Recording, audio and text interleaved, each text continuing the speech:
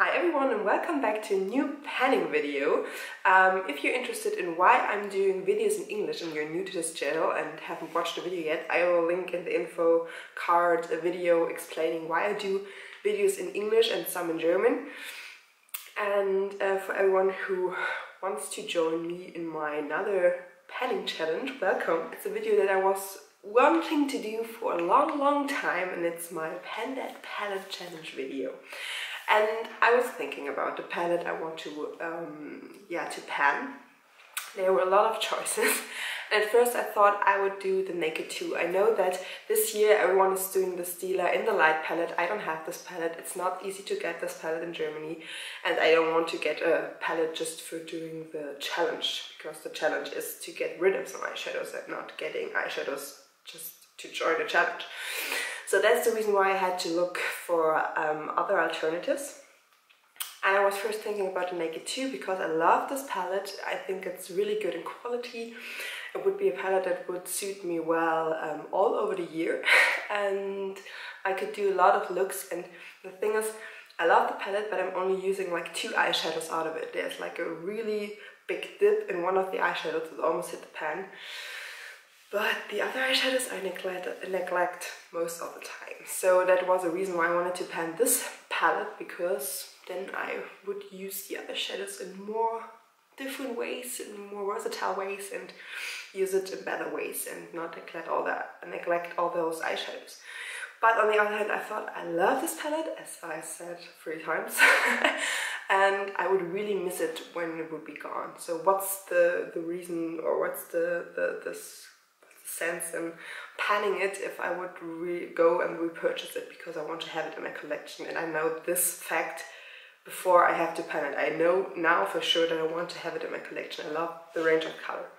So that's the reason why I was looking for another alternative. A nude palette, because it should be an everyday palette if you want to pan a palette in a whole year. It should be something that is wearable almost every day. And I was thinking, decided for the Sleek palette. And which one? Au Naturel. It's their nude palette. It was not their first nude palette. I guess Storm is also quite nude, but it has like some greens and some blues in it. And I guess it was my first online makeup purchase, when I remember right. But the thing is, because it was like, yeah, 10 euros, around 10 euros. It's, I guess at the moment it's almost the same in dollars. So I don't know what the Sleek palettes prices are in dollars. I know that they are available in the US. You can get it in the US or in Great Britain, of course, because it's a British makeup brand. But you can also get it in Germany quite easily now via Amazon and everything. But I got it. I was really excited. It was my first real usable Sleek palette. But I did not like the range of color because I thought, it's not that versatile. There was a time when I wanted to use all colors out of one palette for one eye look. I don't like to grab multiple palettes for one eye look. And the thing is, I had the feeling that those colors are not that mixed well, that they don't go with each other that well. But it was also a time when I was really not that comfortable with wearing that much eye makeup. Like this eye look, it would be completely night makeup for me. I would never go out in the day, during the day with this makeup on. It was too much. Now it's like standard eye makeup. So it's now a few years later, and this is really neglected. I never use it, never. So I thought this would be great to pan, because it's wearable for every day. It's something I want to get rid out of my collection, but still has good quality. The Sleek palettes are quite good, and I can work on this. And I wear it today. I've worn it now for like 2 days, and I guess the outcome is quite nice. It's good for every day. And what my plan is to use it during the weekdays. So when I have to go to work, use this palette as like my uniform, like my makeup uniform palette, because in the morning I don't have that much time. I don't have that much time to think about the makeup look I want to wear, and that I wear the same look every day or during the day, during work days, or on the weekends, or for special occasions I'll use my other picks that I have in my collection. So what do I think about the palette? I think the above row is really light, so the upper row is really light in colors, and the other row is really dark. So not a good mixture. Either the colors are really light or really dark. But like the look I've done today, it's really light color all over lid and then quite dark in the crease. But I think it's quite classy and not that dark because the first third of the eye is quite light.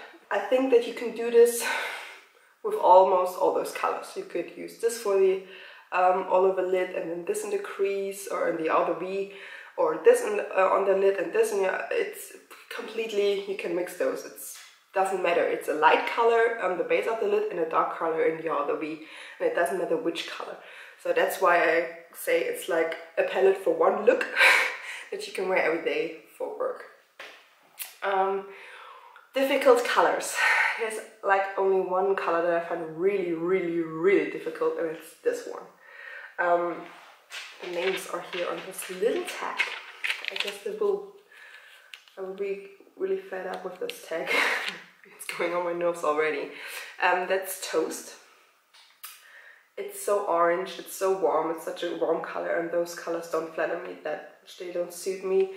They look on my skin like a bruise or an infection on my eye. Everything that's a little warm color turns red on my skin. If I would use this as a blush color, maybe I will use it as a blush color, it's a good idea. When I use it as a blush color, it would turn out almost the same color as I'm wearing today, because my skin turns everything a little yellow into red. Sometimes it's quite good, especially for blushes, but for eye makeup, it's difficult.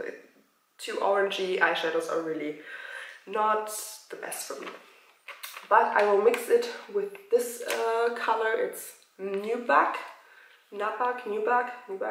because it's really grey, and that's what I'm wearing today. So I mixed those both and got this quite neutral color out of it, and I think that's a good way to get rid of that.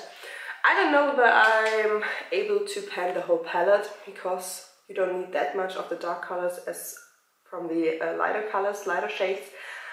I think I will pan the complete top row. So the top row should be gone at the end of the year. I can empty this, and maybe one of the dark eyeshadows when I concentrate on only one, or maybe two, max two.